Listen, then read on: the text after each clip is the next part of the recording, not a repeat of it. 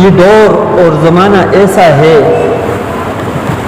جو دجالیت کا دور ہے، جو فتنوں کا دور ہے، فتنے ہی فتنے، اور آئے روز فتنوں سے فتنے نکل رہے ہیں، جنم دے رہے ہیں، بات سے باتیں نکل رہی ہے، افواہ سے افواہیں نکل رہی ہے، اور معمولی بات کو پہاڑ بنا کر پیش کیا جاتا ہے۔ یہ وہ دور چل رہا ہے، اور اس فتنوں میں اور ان افواہوں میں روز بروز ترقی ہو رہی ہے۔ جدید میڈیا سے، سوشل میڈیا سے، انٹرنیٹ سے اور انٹرنیٹ میں استعمال ہونے والے جتنے ذرائع ہیں اور جتنی اقسام ہے میڈیا کی، اس کے ذریعے نت نئے فتنے جنم لے رہے ہیں۔ اس میں سے جو سب سے بڑا فتنہ ہے اس دور کا، وہ ہے جھوٹی باتوں کو پھیلانا، غلط خبر کو شائع کرنا، غیر حقیقی بات کو لوگوں کے سامنے رکھنا۔ کسی کے سامنے آ گئی تو وہ دوسرے کے سامنے رکھ لیتا ہے، آنن فانن ایک بات جو کہ گڑی ہوئی ہے، جھوٹی بات ہے، جس کی کوئی حقیقت اور بنیاد نہیں ہے، وہ کروڑوں اور لاکھوں لوگوں تک ایک سیکنڈ میں پہنچ جاتی ہے۔ تو یہ اس کو کہتے ہیں دجالیت والا۔ دجال کے معنی ہے فریب کاری۔ یہ دجال کو دجال بھی اس لیے کہتے ہیں جو دنیا کا سب سے بڑا کافر ہے، اور جو آخری زمانے میں آئے گا اور جس کا خاتمہ حضرت عیسیٰ علیہ السلام کے ہاتھ سے ہوگا، اس کو دجال اس لیے کہتے ہیں کہ وہ بھی فریب کار ہے۔ دجالیت فریب کاری کو بولتے ہیں۔ ہوگا کچھ، حقیقت کچھ ہوگی اور دکھائی کچھ اور دے گا، سامنے کوئی اور چیز نظر آئے گی، اس کو کہتے ہیں دجالیت۔ تو دجال بھی لوگوں کو نت نئی چیزیں دکھائے گا، حقیقت وہ نہیں ہوگی۔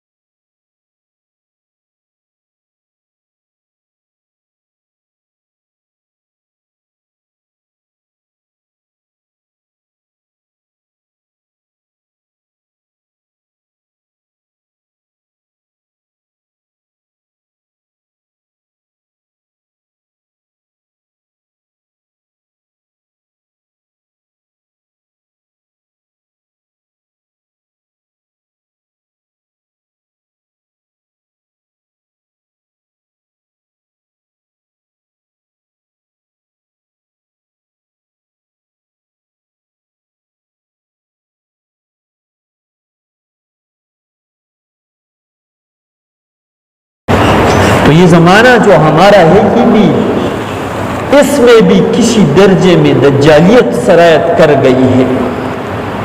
بات کچھ اور ہوتی ہے، حقیقت کچھ اور ہوتی ہے، بنیاد کچھ اور ہوتی ہے، نظر کچھ اور آتی ہے۔ اور پہلے تو اس کا ماننا بہت مشکل تھا پہلے دور میں، لیکن جب سے ہمارے پاس یہ جدید ذرائع آئے ہیں اور موبائل آئی ہے، انٹرنیٹ آیا ہے، تو ہمیں نظر آ رہا ہے کہ کیا کچھ لکھا ہے۔ ایک انسان کی تصویر ہوتی ہے، نیچے جو ہے وہ دڑ انسان کا ہوتا ہے اور سر اس کا گدے کا بنایا ہوا ہوتا ہے یا بندر کا بنایا ہوتا ہے، کسی جانور کی شکل دی ہوئی ہوتی ہے۔ تو آپ اندازہ لگائے دجالیت ہمارے جیبوں تک پہنچ چکی ہے، دجالیت ہمارے گھروں تک پہنچ، حقیقت کچھ اور ہے، نظر کچھ اور آتا ہے، معاملہ کچھ اور ہے۔ نت نئی ویڈیوز فلمیں جو حقیقت میں نہیں ہوتی بنائی جاتی، اور کیا بنانا ابھی مشکل ہے، کسی کے خلاف کوئی مقدمہ بنانا ہے تو اس کے لیے ویڈیو بنا دو، شیئر کرو، آگے پھیلا دو۔ سادہ لوگ تو یہی کہیں گے کہ یہ تو یہی ہے جو دکھائی دے رہا ہے، ہم نظروں سے دیکھ رہے ہیں، لیکن یہ دجالیت ہے۔ آج کل جو کچھ نظر آ رہا ہے سوشل میڈیا پر، تقریباً اگر کہا جائے کہ 80% جھوٹ بولا جا رہا ہے، تشویش میں مبتلا کیا جا رہا ہے، فتنوں میں لوگوں کو مبتلا کیا جا رہا ہے، اور دجالیت کے لیے راستہ ہموار کیا جا رہا ہے۔ جیسے دجال آئیں گے نا تو کچھ دجال کے پہلے سے پیروکار دنیا میں پھر رہے ہیں، اس کے لیے راستہ ہموار کر رہے ہیں۔ جیسے کوئی بادشاہ کسی جگہ پر جا رہا ہو تو وفد بھیج دیتا ہے پہلے سے کہ میرے لیے راستہ ہموار کرو، سب کچھ کلیئر کرو، صاف کرو، ہم نے ادھر فلائٹ لے جانی ہے، ہم نے ادھر وزٹ کرنا ہے، تو پہلے سے ایک لشکر بھیج دیا جاتا ہے، راستے کی رکاوٹیں ختم کر دی جاتی ہے، ہر قسم کی رکاوٹیں جب دور ہو جاتی ہے تو بادشاہ پھر اپنے سفر پر روانہ ہو جاتا ہے اور اپنے اس جیش کے ساتھ مل جاتا ہے۔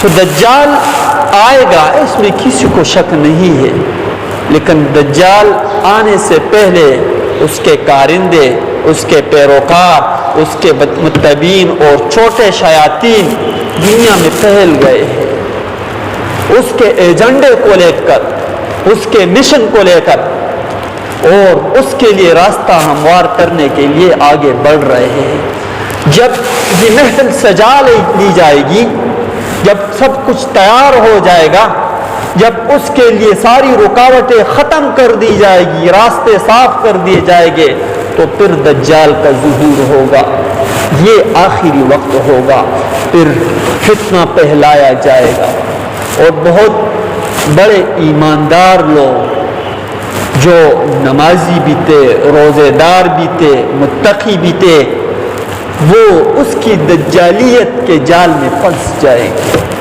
اس وقت ایمان بچانا مشکل ہو جائے گا، کیونکہ ہم اپنا ایمان دیکھ رہے ہیں کہ کتنا کمزور ایمان ہے، چند ٹکوں اور پیسوں کی خاطر ہمارا ایمان بک جاتا ہے۔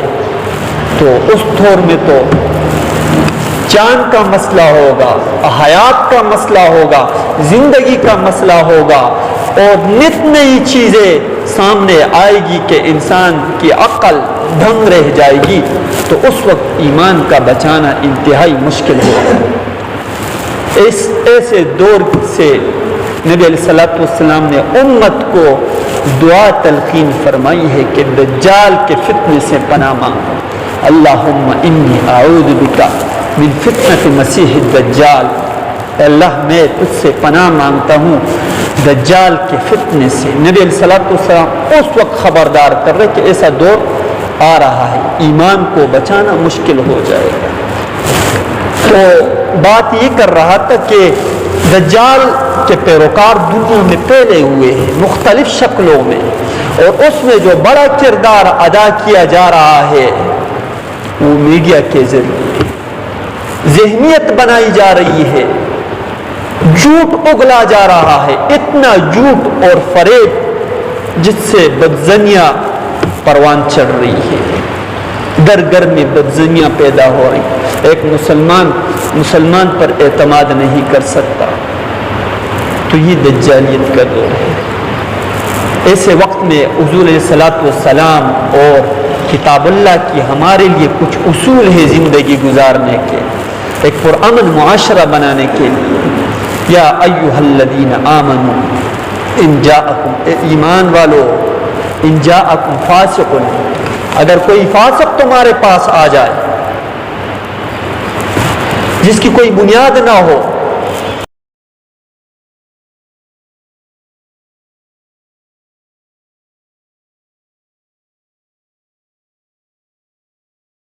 بنبئن خبر لے کر تمہارے پاس آ جائے. اور یہ جو میڈیا میں جو خبریں آ رہی ہے اس کا تو ہمیں پتہ ہی نہیں ہے کون لا رہا ہے یہ خبر. وہاں پر حکم ہے اگر کوئی آدمی خبر لے کر آئے، فاسق آدمی ہو، بنبئن فتبینوا، تحقیق کر لو، وضاحت طلب کرو، فوراً اس پر عمل نہ کرو. آج معاشرہ جہنم کی صورت پیش کر رہا ہے، بدگمانیاں جنم لے رہی ہے اور ایک دوسرے کی مخالفت میں اترا جا رہا ہے. اس پوائنٹ پر عمل نہیں ہو رہا. فتبینوا، وضاحت تو طلب کرو. میرے پاس فلاں جگہ سے آدمی آیا اور ادھر آ کر میرے پاس ایک خبر لائی کہ ادھر تو وہ ہو رہا ہے، آپ کے خلاف منصوبے بنائے جا رہے ہیں. بالخصوص رشتہ داروں میں یہ باتیں بہت ہوتی ہے. آپ کے چاچا تو آپ کے بارے میں یہ کہہ رہے، اس نے تو ایسی گالیاں آپ کو دی. فتبینوا، ہم فوراً پیش میں آ جاتے ہیں، بغیر تحقیق کے اس کی خبر پر اعتماد کر کے ہم فوراً لڑائی جھگڑوں کے لیے تیار ہو جاتے ہیں اور رد عمل شروع کر لیتے ہیں. تو پھر نتیجہ کیا ہوتا ہے؟ معاشرے میں آگ لگ جاتی ہے، فتنے پروان چڑھتے ہیں، ایک دوسرے کی مخالفت ہو جاتی ہے. تو اس لیے قرآن کا حکم یہ ہے کہ جو بھی حکم آئے تمہارے پاس، جو بھی خبر لے کر آئے، تحقیق کر لیا کرو. فتبینوا.